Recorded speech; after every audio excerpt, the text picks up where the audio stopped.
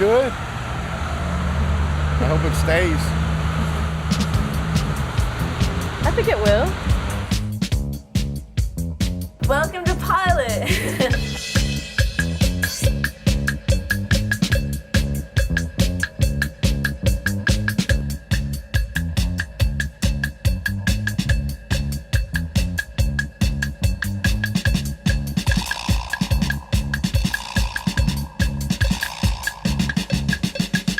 Listen, I never got picked on like my PE team, okay? And this is what happens when people don't get picked by PE teams.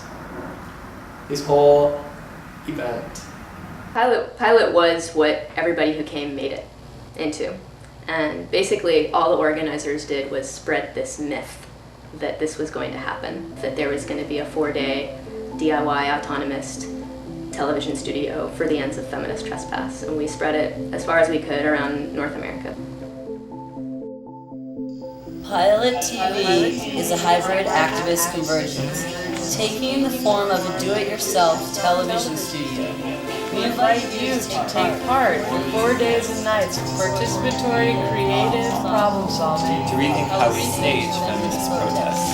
Help us turn a 3-story Chicago building into a fully functioning Hollywood studio. Complete with fantastical sets, collaborative crews, and improvised madness. Okay, well, there we go. We're gonna put wire. Yeah. Most of what happened was figured out during the weekend, which is really the point of the whole weekend, was that it was completely open-ended and anything could become there. So people would come and they would write down what they were working on, the projects or the TV shows that they were going to shoot on this chalkboard. Next to the chalkboard, there was a wall that said needed, wanted. Basically, this is where people would offer resources, offer things that they wanted to share, wanted to work on. I was doing a project called MAT, so I wrote down what I needed, which was sound producers and wrestlers. And a lot of sound producers and wrestlers both came out to tremendous success. It was a great time. What kind of show, if you could put on a show, what do you think you'd make a show about? I would talk about prisons and the systems, and I personally spent 17 years in one, so I'd probably try to tell people what to do to avoid a situation like this. It sort of came from two places in our minds, and one was the example that we saw of the empowerment of PWAs that was being fought for on the streets in the gay community. And to us, that was like a real change from just, it wasn't like we were just saying, oh, this is terrible and you have to do something for us. We learned from them that if this was terrible, we were going to do something for ourselves. And if we didn't do it for ourselves, no one was going to do it for us. Today I would like to talk about the thought of relationship between this and this. The idea being that we would bring together a community of artists and activists and feminists of all kinds to sort of work out, what are the sort of relevant questions for feminism today? Like anti-racism, queer struggle. A heterosexual Judeo-Christian value system. Being transgendered and being feminist. The male gaze, patriarchy. Anti-capitalism, labor struggle. Trying to sort of push conversations together that often get set aside. Trans feminism is the intersection. Feeling good in your body, feeling unself-conscious, feeling free. Feminist trespass, In the sense of Pilot, was a practice of embracing a spectrum of genders and identities. going beyond what the borders were that were imposed upon us, whoever us was going to be and became. A way of talking about the privatization of everything in our lives. We were trying to reclaim media for ourselves and kind of return to media everything that's been taken from it. In terms of just like access, resources, audience. Different people and bodies and sexualities interacting together really easily and harmoniously, and we don't get these representations and we don't get glimpses of this in popular media. To kind of see that made physical and know that it was true was really incredible.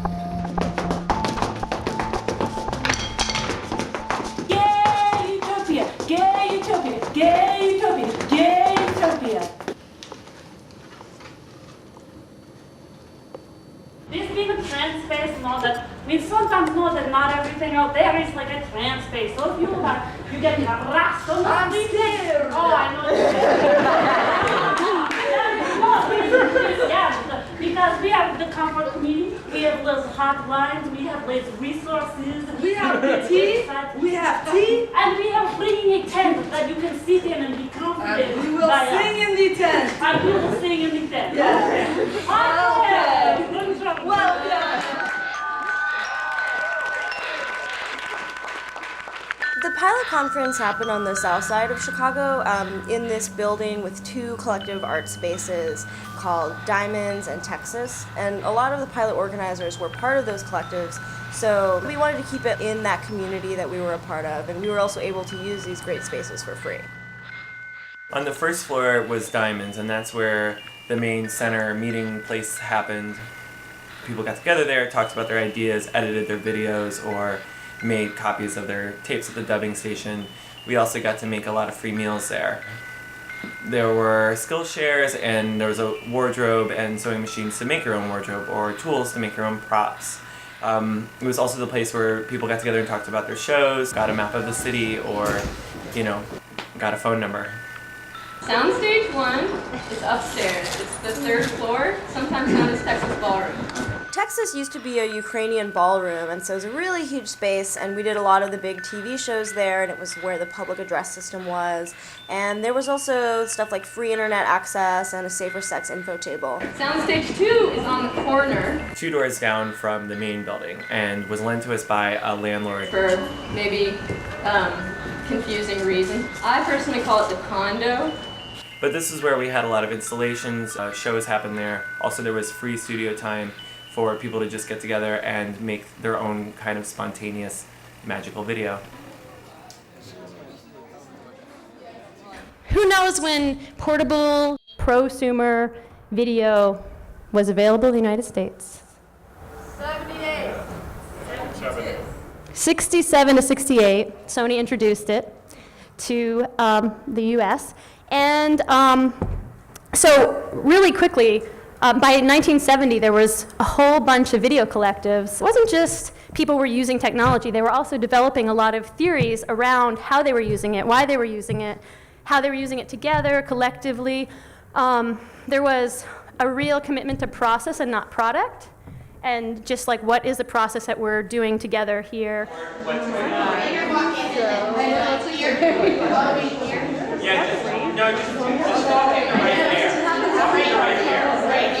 Yeah, and then make sure that one of the camera knows that you're following this.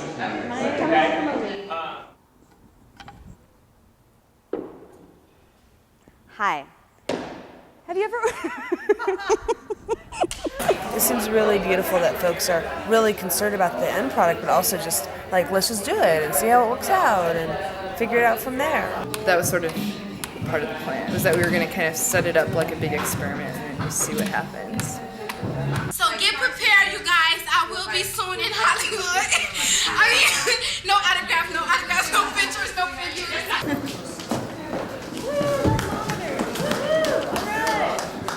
Soundstage 1 upstairs and Soundstage 2 over there, they will always have 2 GL1 cameras, a light kit, a little bit of audio equipment, miscellaneous audio equipment. Basically, I can't think of anything that's not available, and if you think of something that's not available, we'll go track it down as a community, right? Because like almost everything in here we found, basically almost everything in here is we've produced here for free somehow. Some of the equipment we got from someone named Mike Wolf, and he has a great collection of audio video equipment and lets people check it out. We got a lot of the fancy equipment from the School of the Art Institute of Chicago, where a few of the organizers go to school. And we also were clever enough to figure out a way to check out way more than we were supposed to, which became a great asset to Pilot because we had so much equipment, which allowed a lot of like spontaneous projects to happen.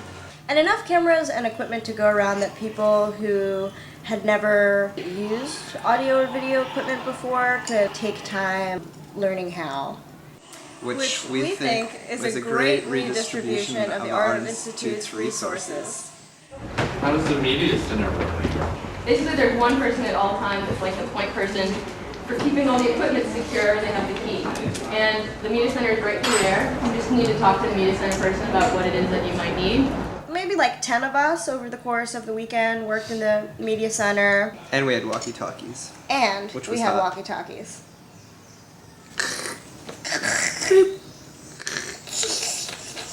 Exactly. And we had a security snake. That's left, I think. Where are all the microphones? There's like, it looks like this. It's like this kind of microphone. I did kick really hard though. We called like all night a couple nights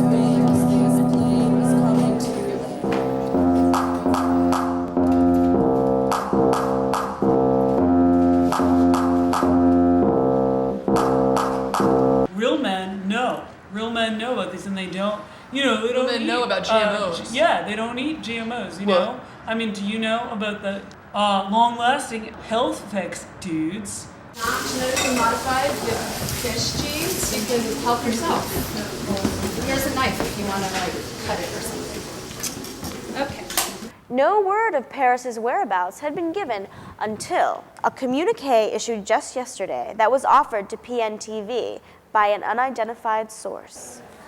Comrades, it is during desperate times that I speak to you. As the state tightens its death grip on our fashion freedom, it does not only attempt to control the fit of our pants, but also the meanings of our bodies.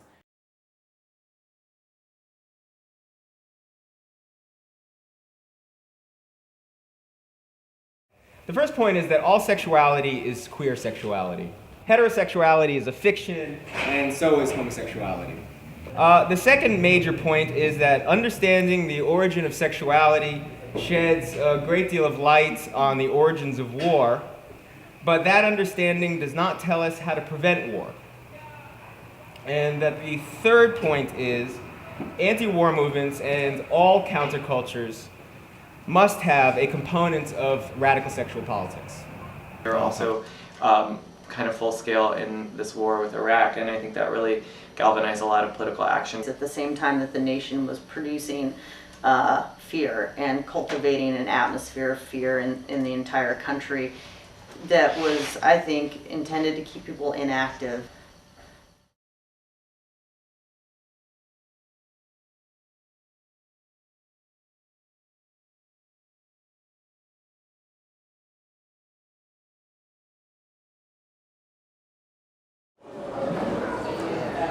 There should be a lot of shenanigans involved since we have large cocks and bunny rabbits and bloody mouths. I think it's going to be a great match.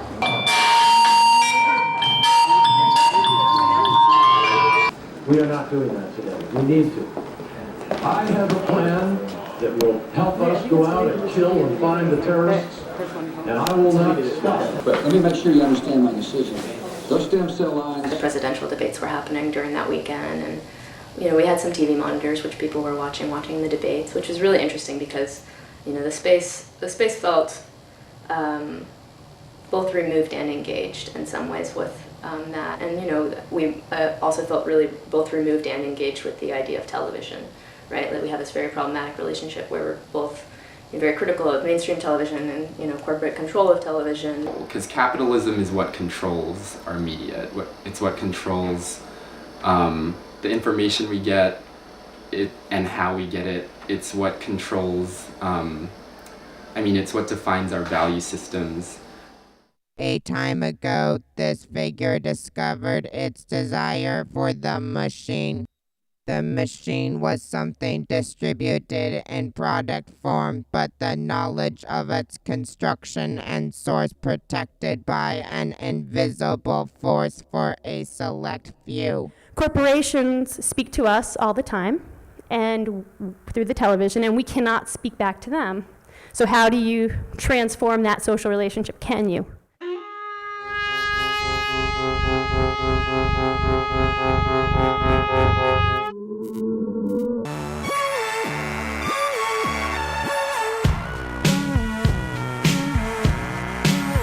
I don't like how you just stay in one place. I don't know how to criticize what's inside of TV, like the politics of it and like the advertisement, or like being too like counter TV stuff that is like propaganda. Like I just don't want to be like sitting down and like watching at this box. I mean, I'm coming from a politics that says that when you see something, you must act, and to choose not to act is an action. I mean, I think there's an existential bind, really. Now, I think we live in a media culture which tries to foster this illusion, which was very successful, actually, in making us numb and distanced. All right, let's see what's the root of your problem. And they're personal. They're not political. Say it with me. The personal is not political. Say it with me. The personal is not political. Eeyore, can you say that with me? Ready?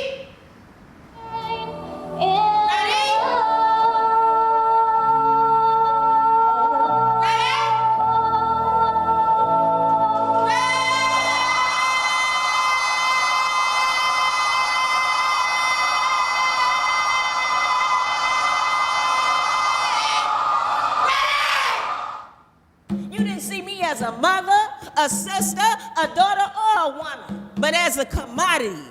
You took my name and gave me a serial number, made it a permanent part of my identity, like my fingerprint, my eye color. And then, you had the audacity to offer me anger management. Increasingly, the creation of wealth and the conflicts of distribution are about intangible property. Intellectual property rights and the ownership of ideas. What about our desire for waste, for sacrifice, for excess, for gift giving, for potlatch, for pilot TV, for temporary autonomous zones? What realm is that in? Is that a realm that also can be owned? Or is that a realm of resistance? I left Pilot thinking that this is a moment and that this moment won't happen again. Everybody came with something different that they needed to say. And maybe that was really the reason, to give people a voice. I didn't know that there were so many amazing people out there. I think we're learning a lot of lessons about how things came together and how people need to be supported and what people are trying to do with their projects. It does seem like there's a lot of information being shared, and as far as I'm concerned, information being shared is a really important thing, and it's something that frequently doesn't actually take place around activist culture. There were really good parts and weaker parts.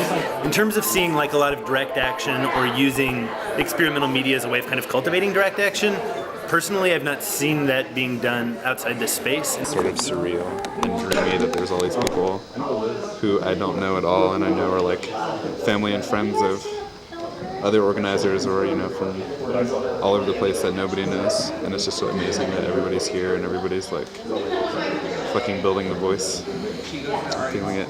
They say fuck you to the system in so many ways. They say we're not supporting what you think about who we should be, if we should be male or female, who we should love.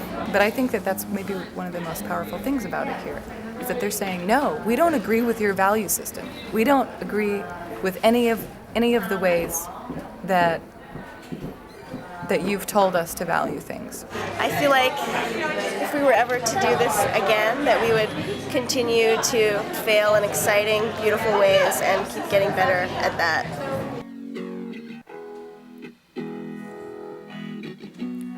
In the end, I really miss those bastards. Not just artists, but everyone learn through imitation. We assimilate and appropriate. Sometimes we even steal. But ultimately, if we're creative, we synthesize the information we've gathered and transform it into something not exactly unique, but somehow new, at least new to us, if not to the audience. And then it goes black, and then the dancing comes on, but she's gonna actually dance live, so that's when we're gonna stop. Okay. So it's about 7 minutes or something like that. So we just stop at the end of the fashion. Stop at the end of her monologue, basically. Okay.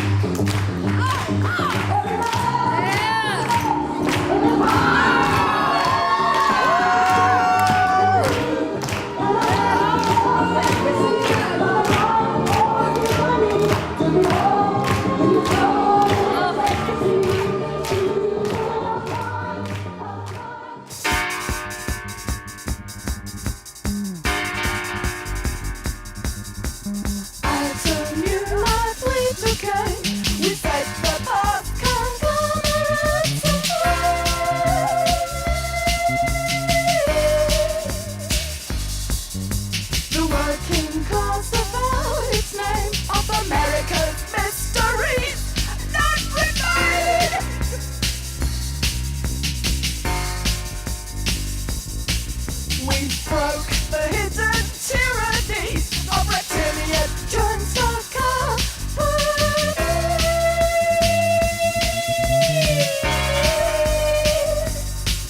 Not if there are brutalities ever bring us to our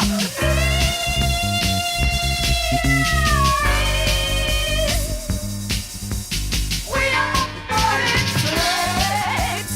We are modern slaves. We are modern slaves.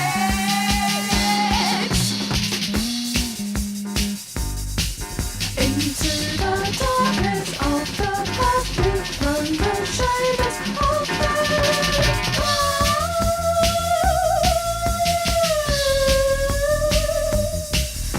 The struggle of exploited mass has broken the oppressor's lash.